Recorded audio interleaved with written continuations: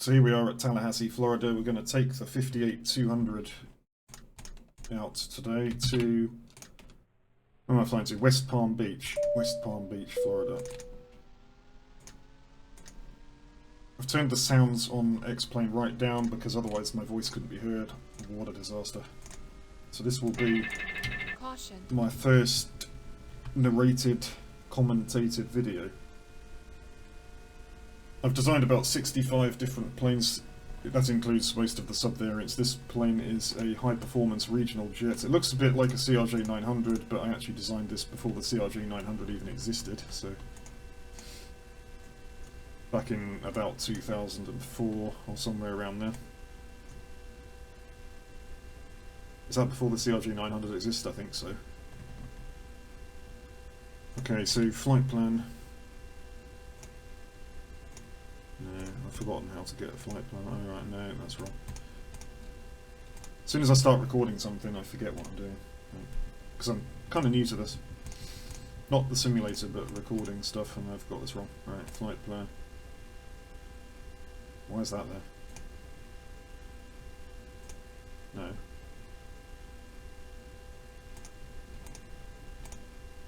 It'll help. Is there anyone who knows what they're doing who can help me here? I don't use an FMC, I use the GPS. This is the GPS. This is the Garmin 530. For some reason I've just literally forgotten how to use it in this flight. Yeah, I don't know how, but I have. It's weird, isn't it? I've literally just done a flight which was fine, and now I've forgotten how to use it. Crazy. Oh, what have I done? What is that? I might have to stop this recording actually, because I've... Well, I don't know, we'll get to that later anyway, so...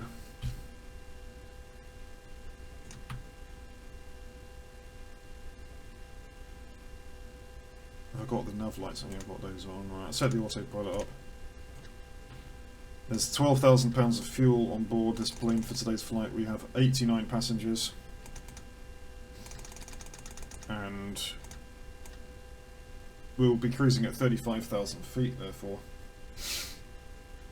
We can use exactly the same performance numbers from the last flights because we're at exactly the same weight, and we're going to use flaps 13 degrees. The weight today is 85,000 pounds, which it says right here, 85,400. It's good, I'll push back. Okay, push cart on the way. Performance figures I do in a spreadsheet I've already looked at, so I know that. We don't have an FMC. I find an FMC is just like a really long-winded process to fill everything in. We don't need to waste time with that, so... I just refer to the performance spreadsheet. We are going to cruise at 35,000 feet and Mach 0.83. This is a very fast regional jet. It's much faster than anything else that does short flights. It's a very efficient and fast... Here we go. And fast plane. Right, starting engine number... Oh, actually, wait a minute. So I'm going to put the flight plan in. So it's KTLH, Tallahassee to K... Let me just think what it was. KPBI, I believe it was. And we'll start the engine number 1. Actually, no, we won't, because I haven't put the APU on. Yeah. Right, now we'll start engine number 1.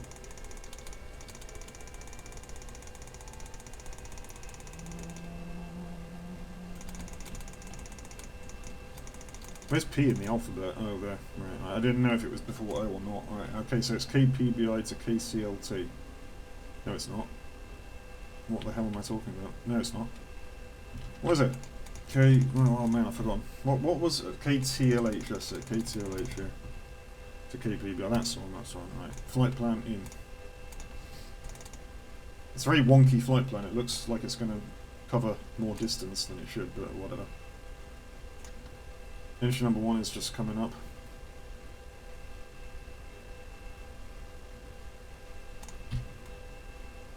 Start engine number 2.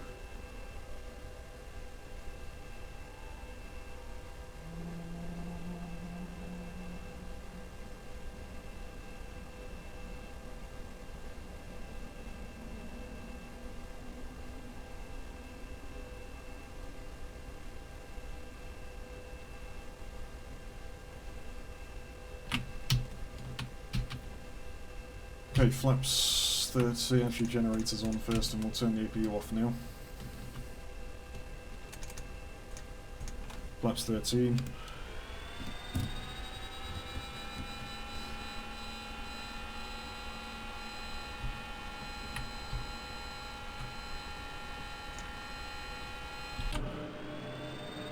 So this is the 58-200, it's a rear engine T-tail plane. I always used to love this kind of appearance of planes. I think it just looks a lot more interesting than the kind of all the planes you see now that look the same to me. I think this looks better than the CRJ-900. It's got more wing sweep, it's faster, and it's a lot more powerful. So it's basically just better in every way. And it burns less fuel, because we have the highest bypass ratio engines on here. Okay, weather conditions, I know we got pressure 1023, that's in there. We have an east wind, so we're going to taxi to runway 9 today.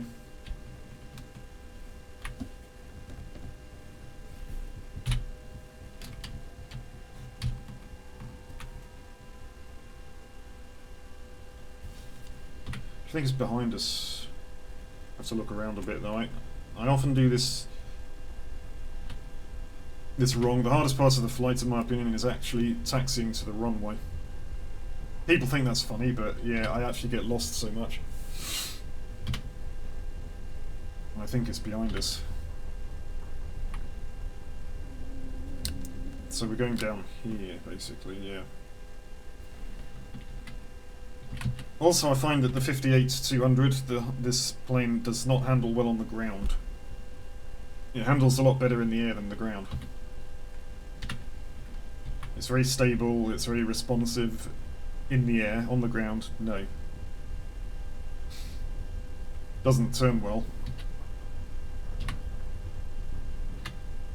If you ever have to do a 180-degree turn on this plane, just forget about it, because you will probably just end up in the grass.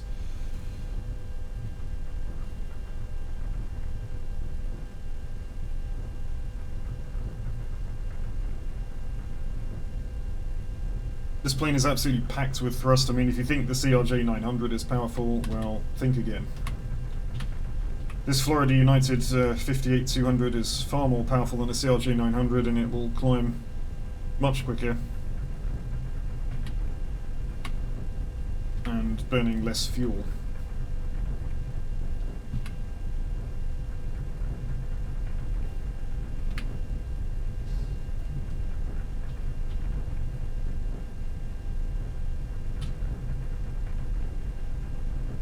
.58-200 goes back to about 2003 or 2 or something. I used to have I still do have a pad with some drawings in it of this plane. We have drawings I did when I was about 14 years old of this particular plane.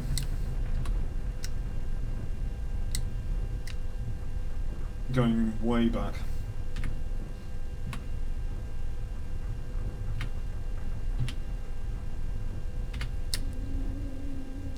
Okay, we know the flaps are 13 degrees. I'll just set the pitch trim to +1 unit. Pitch trim there. Otherwise we won't be taking off.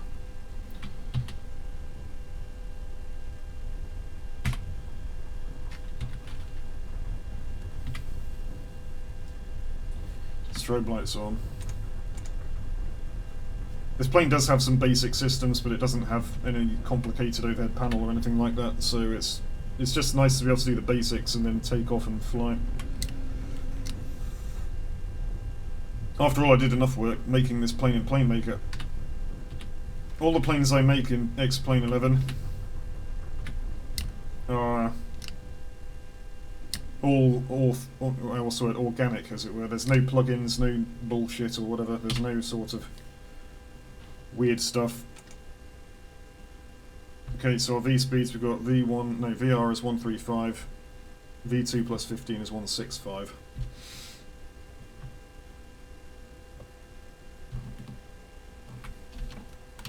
We're going to use 95% RPM for takeoff thrust, so it's less than the maximum, so we're not that heavy.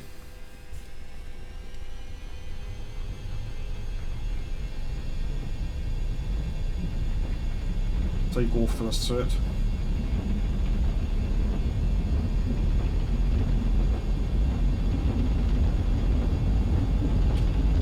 100.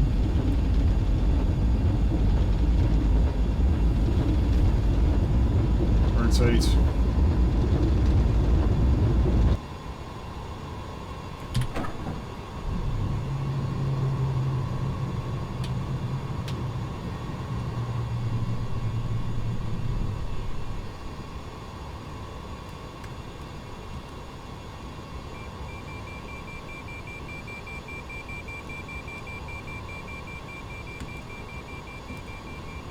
So we're at V2 plus 15 approximately here.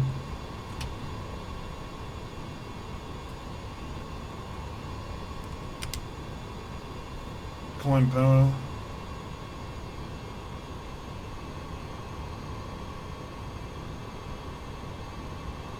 Now we'll accelerate to 330 knots airspeed. This plane is very fast.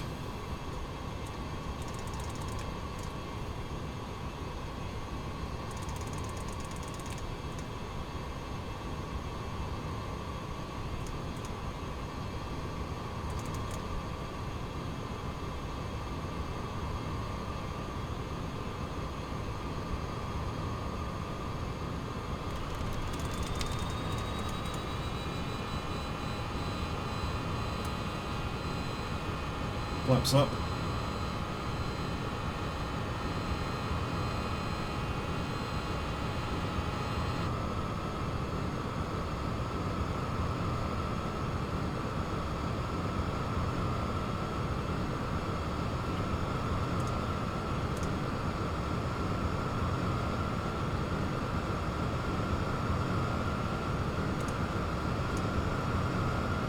So currently 92% engine RPM, N1 RPM is reduced climb power. When we get to 10,000 feet I'm going to start increasing that to full climb power. So the climb will be nice and quick, so we can get up nice and high and burn less fuel.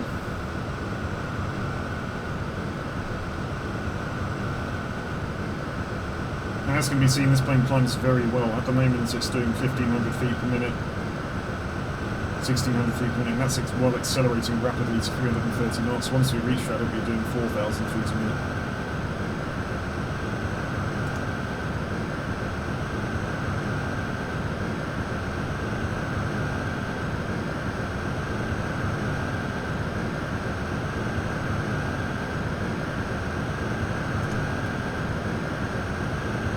This plane has very low drag profile, it cruises at Mach 0.83 and it has a very swept back wing, as can be seen,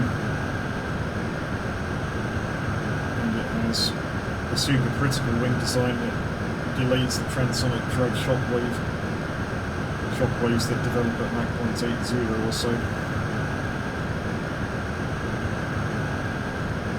It's much higher speed, so that means that we can fly faster and not have a massive fuel burn.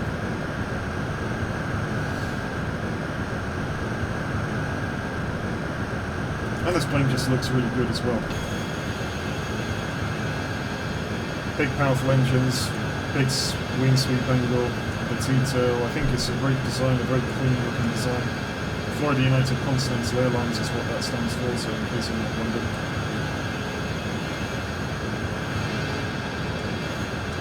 And I've always got to have a bit of smoke coming out the back of these planes. I mean, I know that wouldn't go down too well in this day and age, but it just looks good.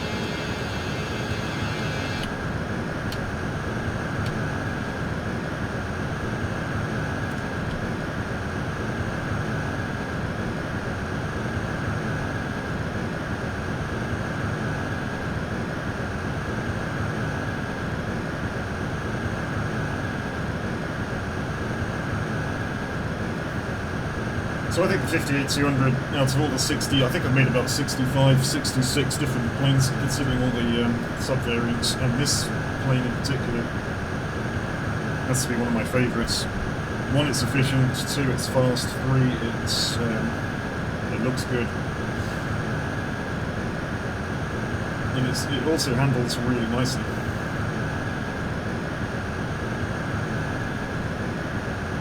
But one has to bear in mind that with the high sweep angle, it does come into land fast. It lands fast, and It's easy to get on the back of the drag curve at low speeds and landing. If you get a bit too slow, it'll just sink really rapidly. So you've got to be ready with power to keep that speed up and not let it sink. But I'm going to put more climb power on here.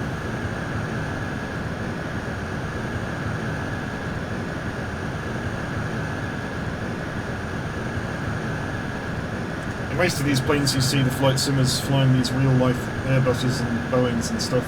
All of the engine settings would be done automatically now, but I prefer in the climb and descent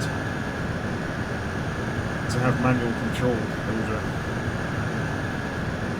the power settings.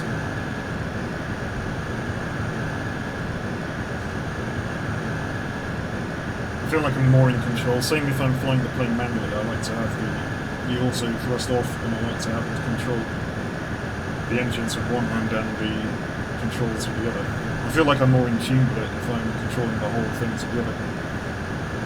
Because you're controlling the trajectory of the plane with the power, after all. I mean, power equals performance.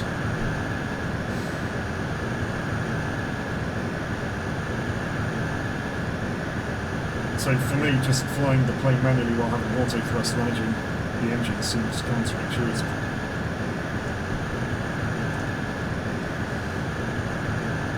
I'm just going to check out the weather in our destination of West Palm Beach.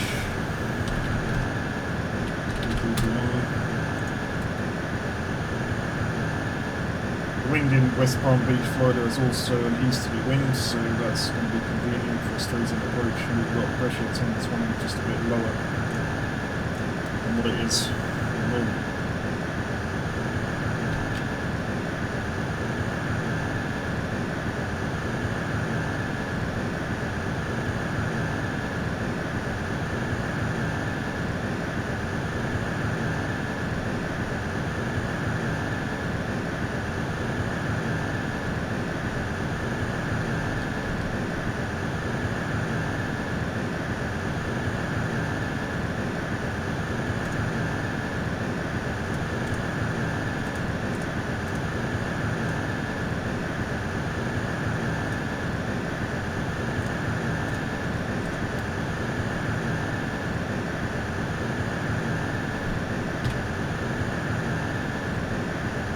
First things, when I started making planes in X-Plane around 2013, I wanted to know how to make a wing view.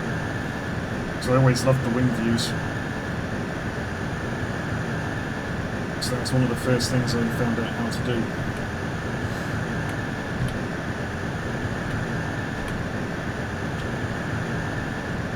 So, of course, many of these planes that I'm talking about here are going back to 2000, 2001, 2, 3, some of them I designed earlier than that. I didn't even know about X-Plane then, just I had Microsoft Flight Sim, which uses a very different way to make airplanes, like data tables basically, and it's very complicated and I had no idea how to make flight dynamics. And I certainly didn't know how to make visual models on Microsoft Flight Sim, so I never did. So I had these flight dynamics with no visual models, which isn't particularly good. X-Plane, of course, you can put in the visual model of your plane in PlaneMaker and it will fly very much the way it looks. You can see that it's more intuitive, so I found it much easier to pick it up.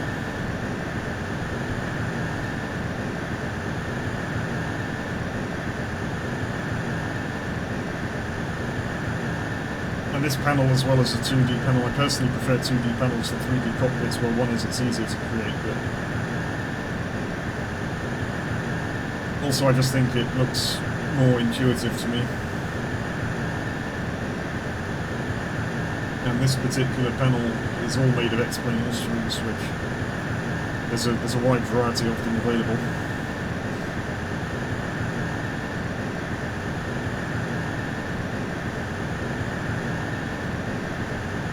So this plane has a sort of hybrid glass cockpit. You can see it has a primary flight display, a nav display, which are digital, and it has the old-fashioned airspeed indicator and a digital one, but one of the old altimeters and digital engine instruments.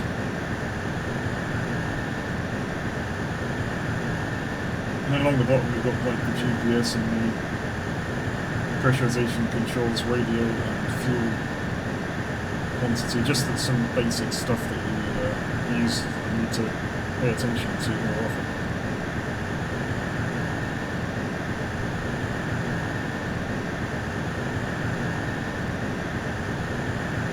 I'm going to go full climb power at this point. As we climb higher, the air's getting thinner and the plane will not climb quite so well, but it does climb pretty good. Climbs better than the CRJ-900.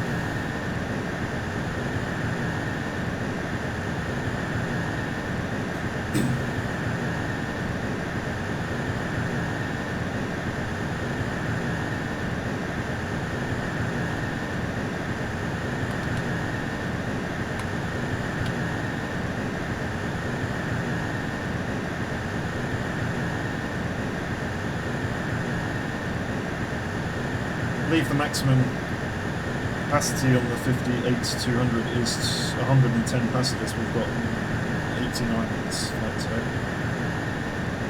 89 passengers and with a maximum of 110, and it usually carries 5 or 6 crew members.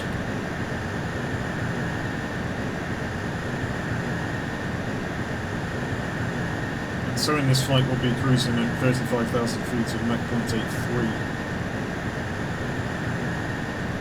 And at the moment we're holding 330 knots while we get up to Mach 0.82, and then I'll climb at 0.82 till cruising altitude is reached, and then I'll switch to Mach 0.83. The high speed and high performance and climb rates and everything of this plane is what makes it more fun to fly than other regional type jets, many of which are quite slow.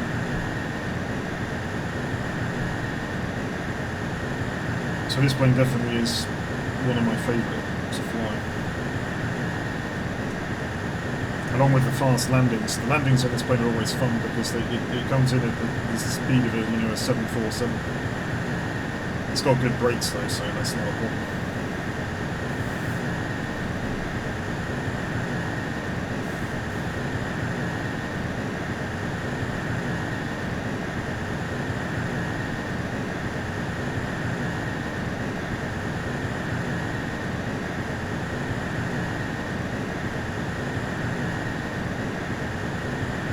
So over the next few weeks I'll be creating videos where I also talk about some of these planes.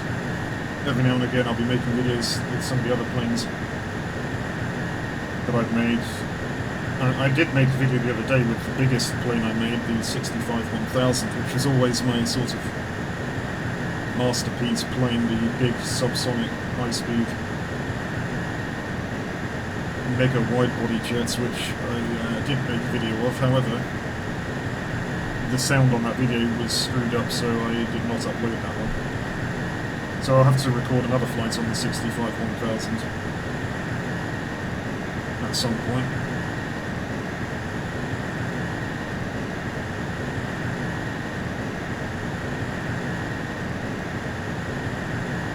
And there's a whole variety of other planes that can be demonstrated. We have piston airliners, experimental planes, we have turboprops.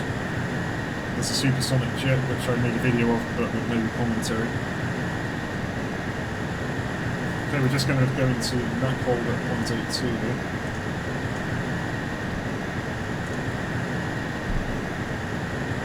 So yeah, there's a whole bunch of planes and they were all made by the same company, and they represent plane airliners over various generations, going all the way back to the 1930s and the piston era, up to 1950s, and then we have the turboprops and the jets coming in.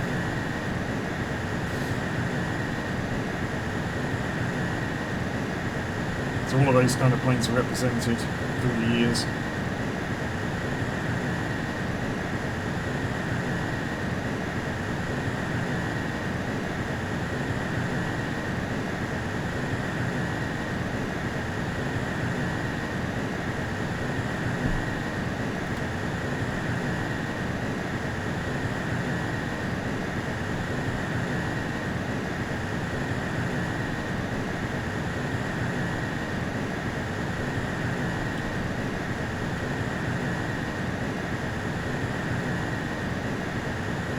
Speaking of piston planes, there's a big variety of piston planes in particular going to the late 20s where you would have had triplanes and biplane type unpressurized planes, sometimes made of wood, and then you have, at the other end of the spectrum, you've got some of the very large turbocharged piston planes with relatively high speed performance, like 400 miles an hour. Then we have jets ranging from the early turbojet era, where the wing designs were rather more basic and they were generally slower, and then up to the sort of modern long-range twin-jet aeroplanes. And yes, we do have a supersonic plane, and I did do a video on that one, but it may not be as interesting without me talking about it.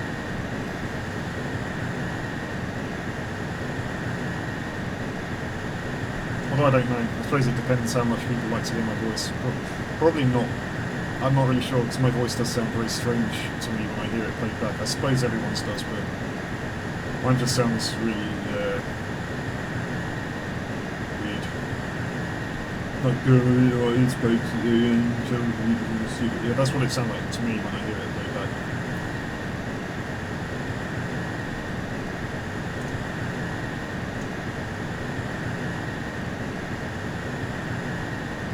So yeah, the flight plan, we've got 225 nautical miles left.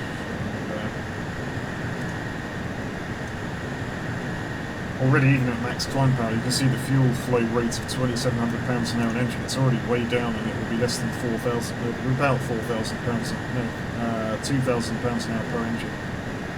4,000 pounds an hour total in the cruise. Even at that 0.83, so a CRJ 900 would not be able to do that.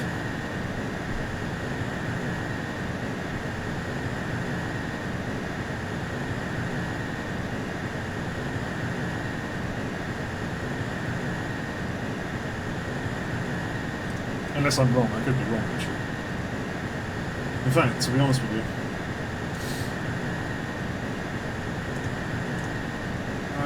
CRJ 900 Mach number, I'm just going to look it up because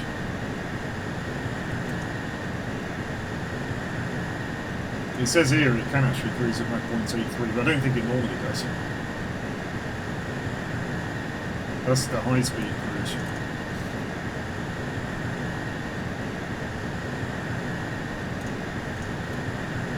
I reckon if you got a CRJ 900 and flew it at 0.83, you'd probably be burning more fuel than this.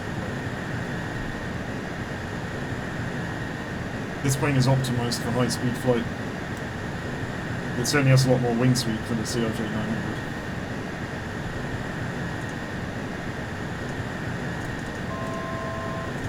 Thousand feet to go.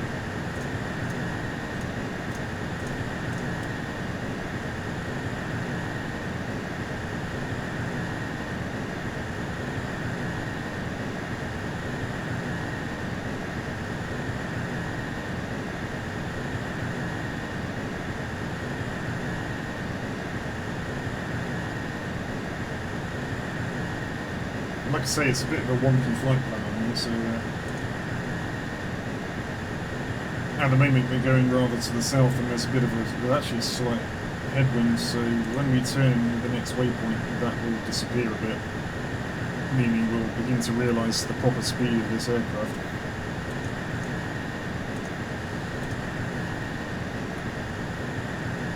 And there we are, we've reached our cruising altitude already, 35,000 feet. Let's get the auto thrust on there. Told it's hold 0.83, so it should maintain 0.83.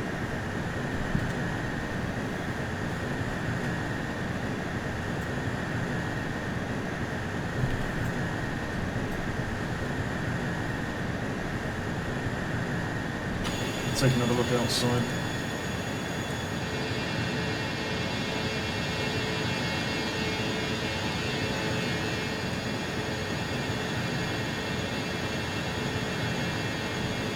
So in my opinion, I've always thought these sorts of swept-wing jets with their very, sorry, not T-tail jets, I mean with their rear engines look really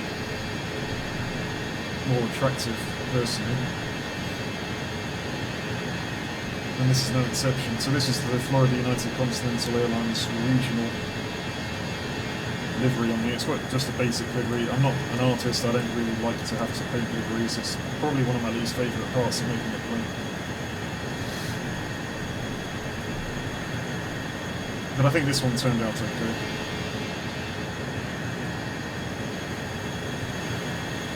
That kind of cartoony looking globe on the tail, though, could be more detailed, I suppose, but who cares.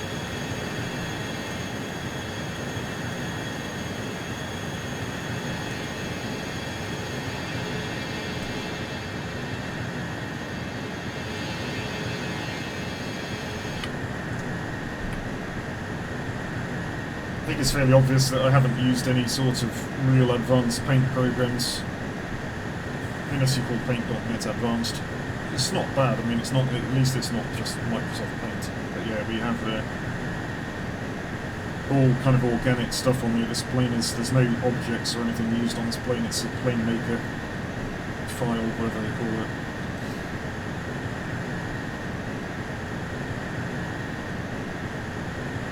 So, .acf, yeah, that's it. So it's basically just a basic plane maker aeroplane. I've never done any real kind of proper 3D modelling or anything like that.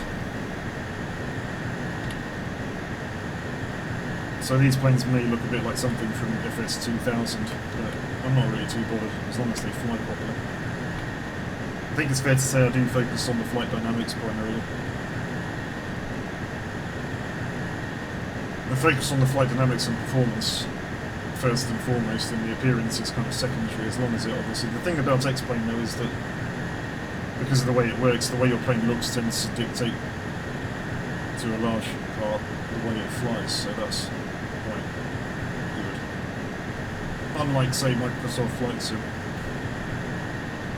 At least the older versions, which used to use the lookup tables, and I never got the hang of those. Not least, there doesn't seem to be any obvious explanation as to what they all meant, and what the numbers meant. It's like learning some kind of weird language.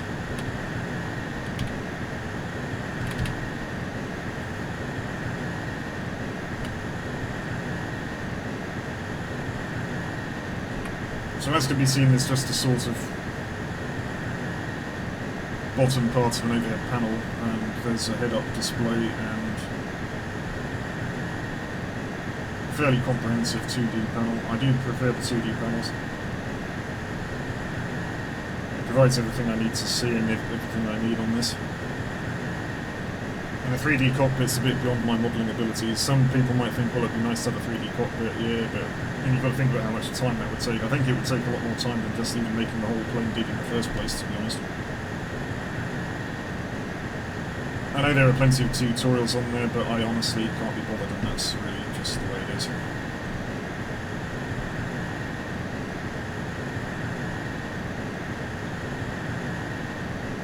And I find that with a 3D cockpit as well, you have to sort of move around and focus in on the bits you want to look at properly. But with the 2D panel, everything's just here and it's very clear.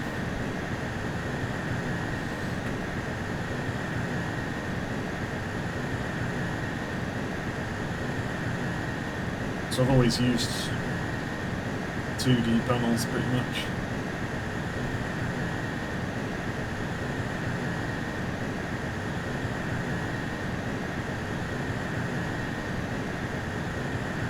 So yeah, this plane is doing 0.83 now, but obviously it can fly faster than that. I can't remember off the top of my head what the maximum max speed is on this, but probably about 0.8 or 9 or something. So if I wanted to, I could really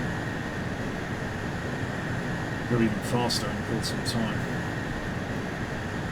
Of course, the fuel burn would obviously get rather higher.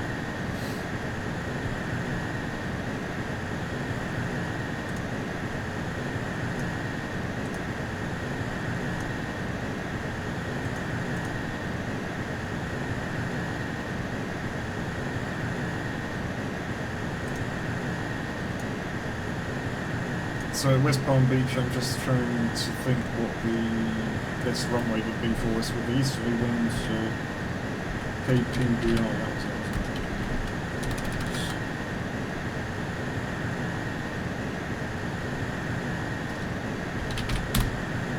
weather looks suitable for a visual approach and landing. I much prefer those than doing ILS and other non-precision approaches.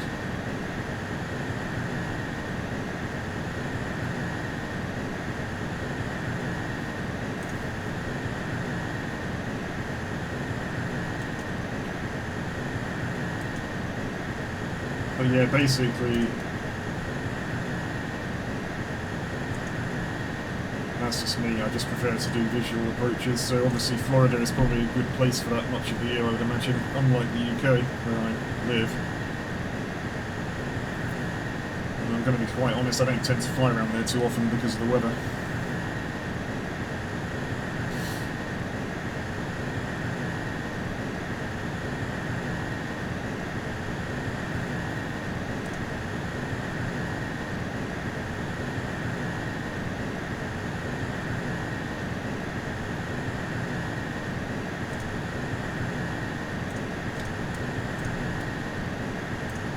Shortly after intercepting this intersection, we'll be descending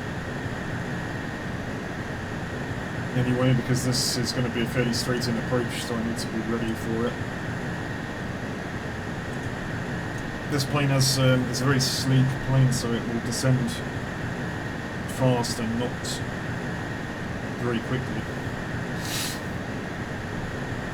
as in descent rate-wise. Airspeed is fast, descent rate not too fast, so it will cover a lot of ground. If I descend too late, it's going to be difficult to do a good approach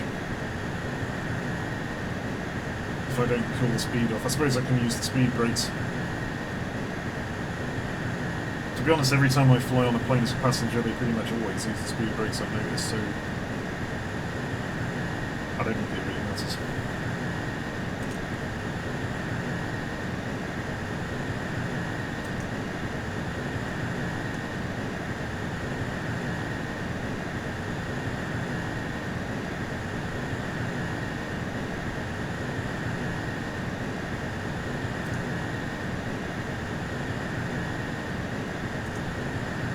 Turning to more to the east then, as we have this more of a tailwind component.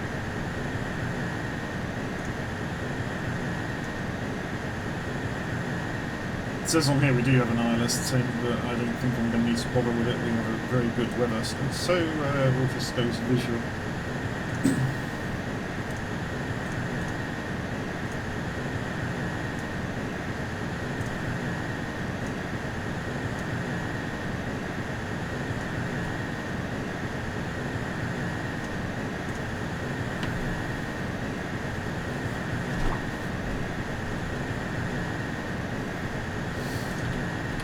There are a few clouds building up ahead of us, but nothing too bad.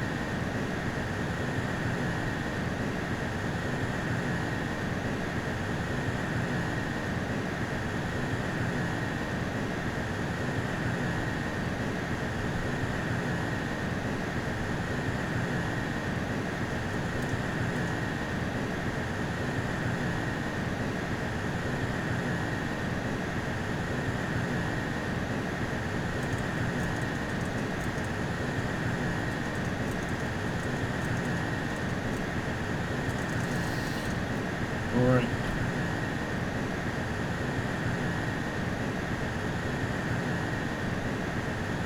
Time to think about the descent here.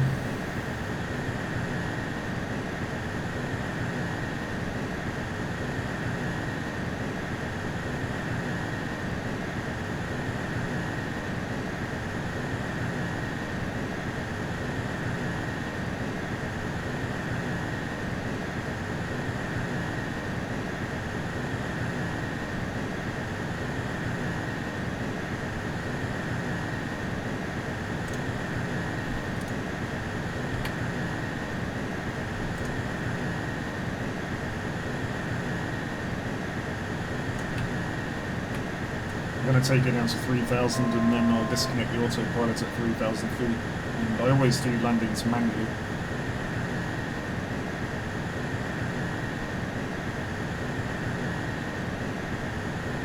This plane does not have an auto land feature. I don't think any of the planes I've made I've programmed to do an auto land, so basically it's just every time I land them manually.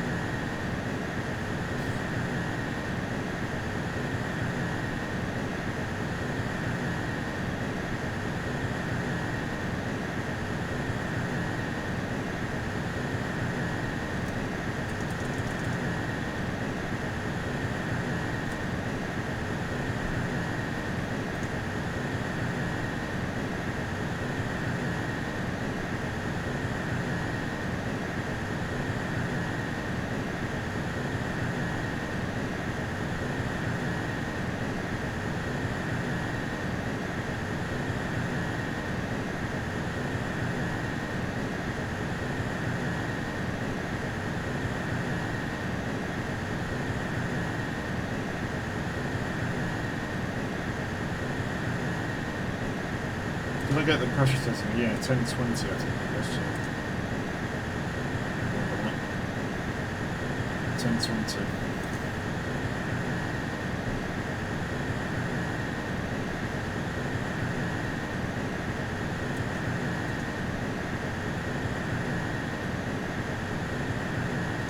I'm going to use airspeed hold for the descent.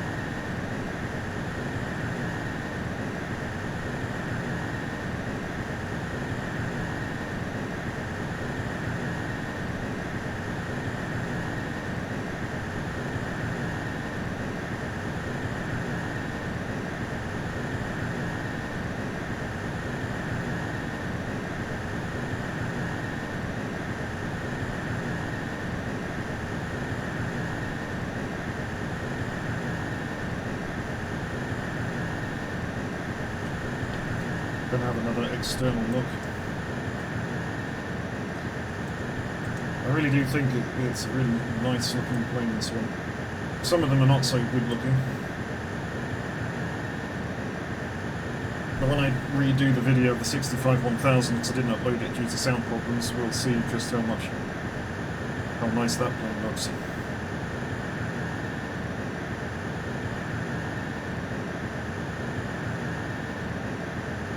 The 65-1000 is the sort of showpiece, as it were, of the whole fleet, really, even though it's not supersonic, but it's a very big and powerful wide-body jet. It looks, in my opinion, a lot nicer than an Airbus 380 and even the 747.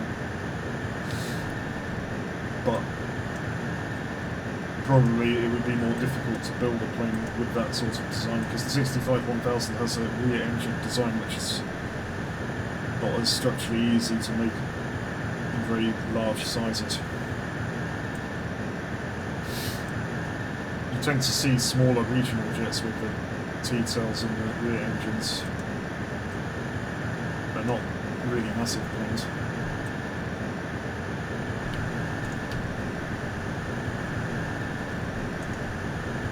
But sadly the 65-1000 video is going to have to wait for another day, because I did do one, but like I said, it wasn't right, so I couldn't upload that one.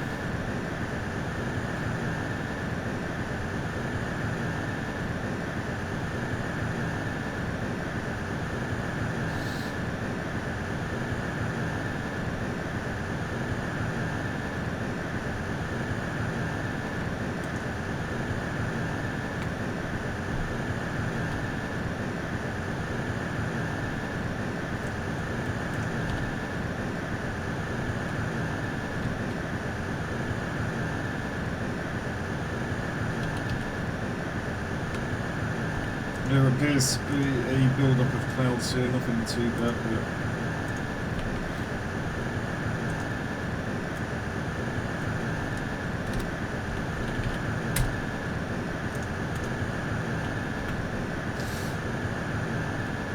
scattered clouds at 4600, broken clouds at 7000, pressure 1020.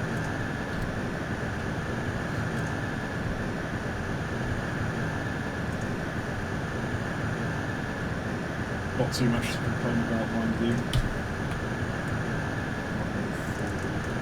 I'm just going to move out to the right a bit.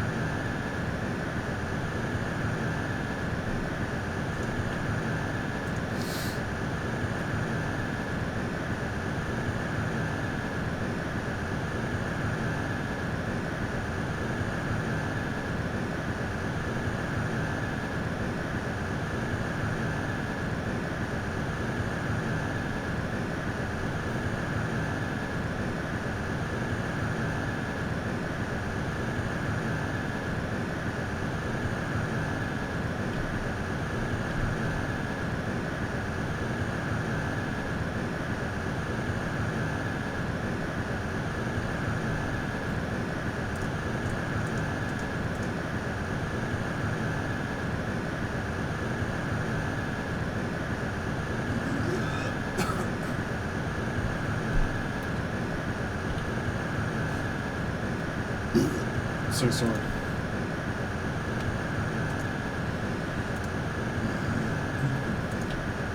So now we're just coming through 20,000 feet.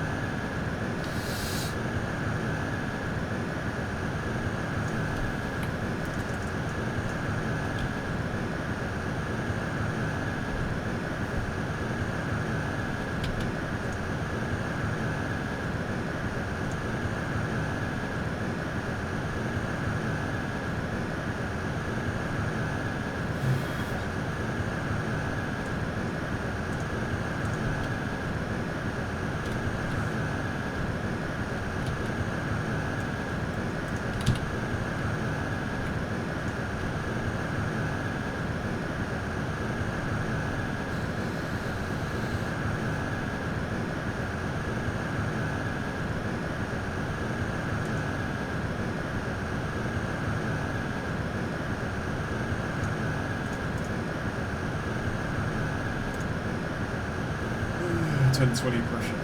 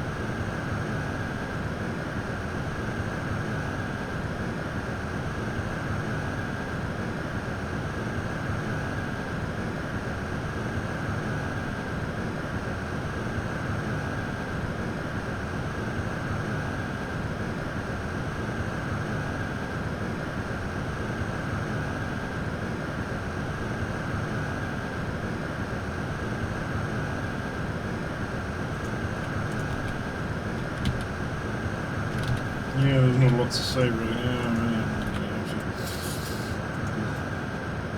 quite a few clouds here.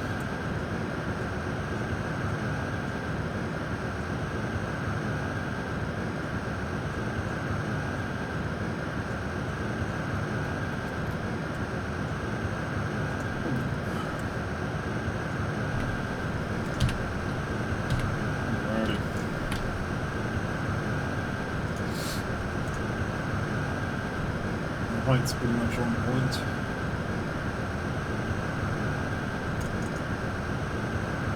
It's got to line up.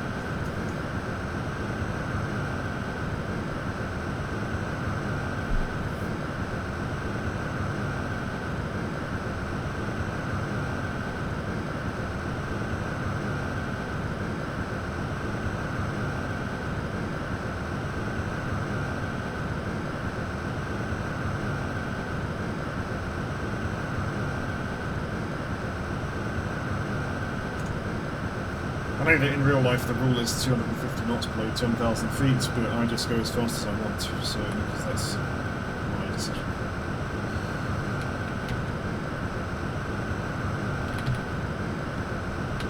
There's no other traffic on here, so you know, I don't use VATs and any of that stuff. And I don't know if you can even use it, like your own made aeroplanes on there.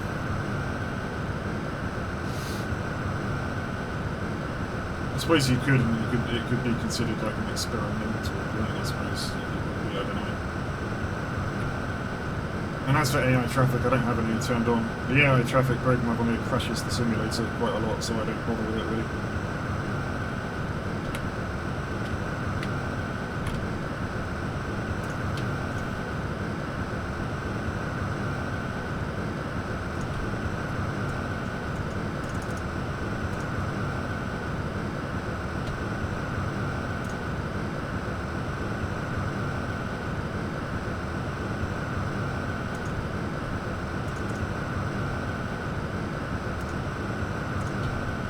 So we've got no traffic, I don't need to worry about any of that, and I can go as fast as I want.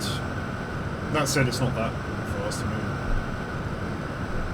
if you really wanted to, you could descend at nearly 400 knots on this plane, but that would be very inefficient, in fact, because there'd be so much drag. It'd be kind of stupid.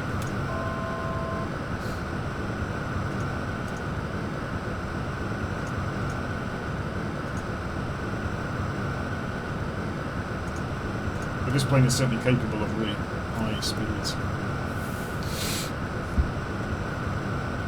Without a doubt.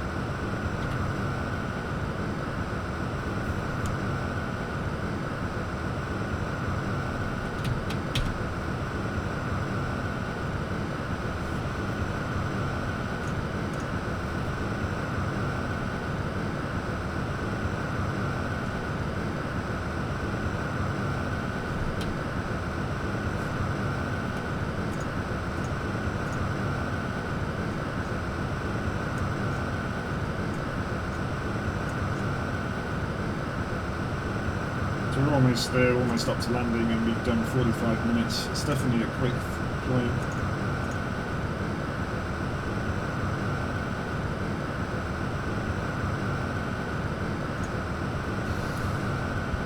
I think the approach to landing and the landing itself is one of my favourite parts of the flight on this plane because it's such a manoeuvrable, stable and fast plane. It's just fun to hand fly.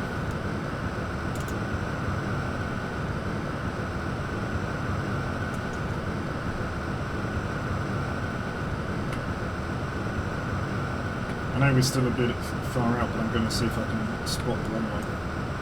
Should be over here somewhere.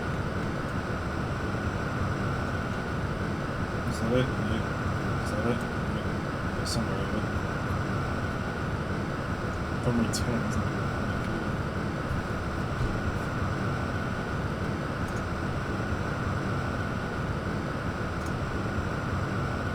We do want to be turning a bit.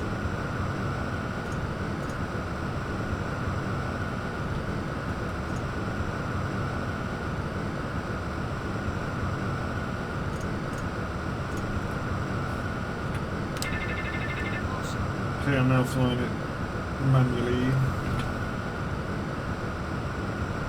The runway is, I think I'm about to see it come into view here. And we could definitely kill our speed.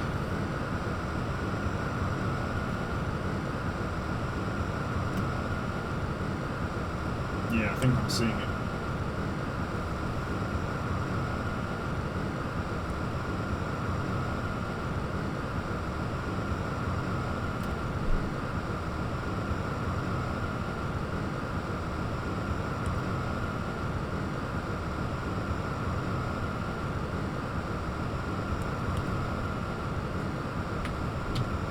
I have to use a bit of speed brake actually.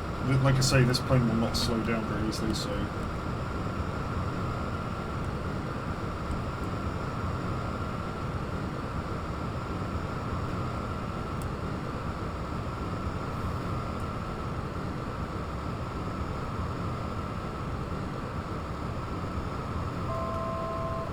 Right, we can go with flaps 5 now.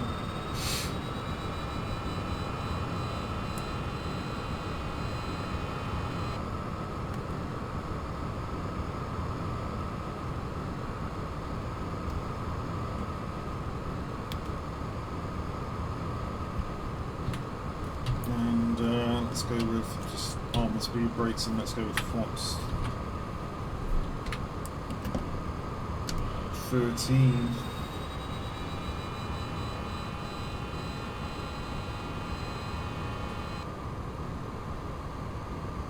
Gear down.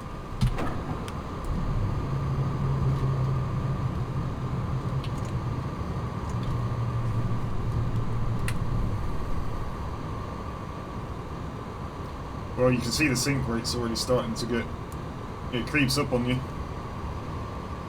when you start dropping stuff, like flaps and gears and stuff. Flaps to landing position.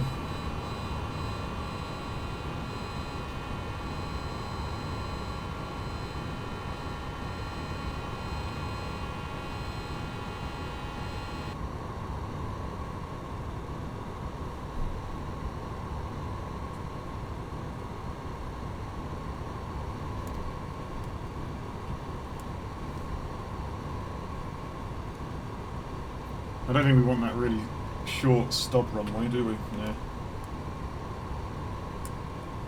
1,000. Get some power on here. Like I say, this thing will start to sink on you if you don't get the power on. We've got 156 knots. It's a fast plane on approach, but it handles very well.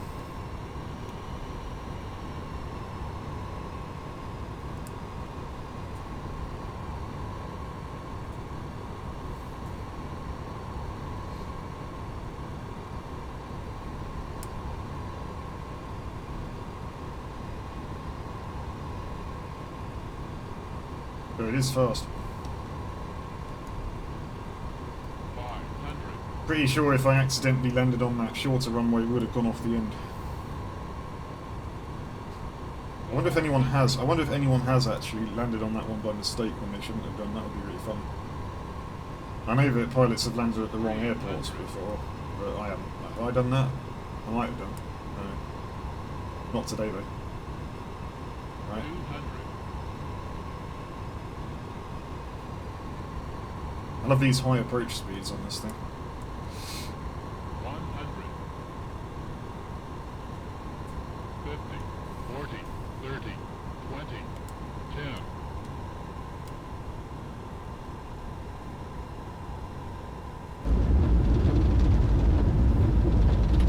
Alright. Not bad.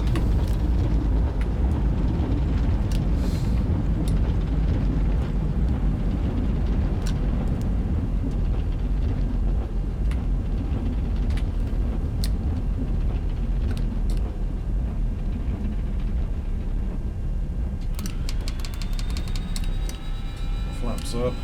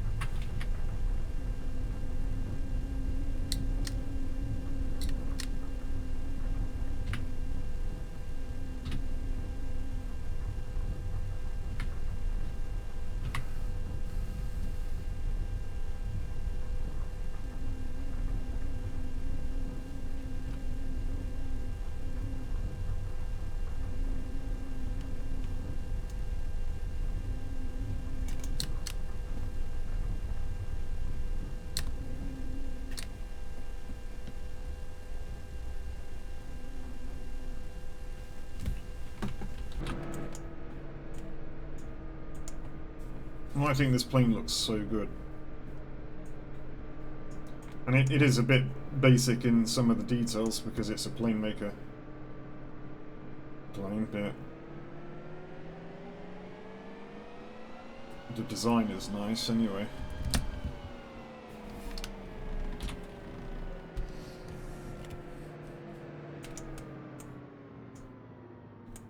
So a Florida United flight has landed in West Palm Beach. Now get out.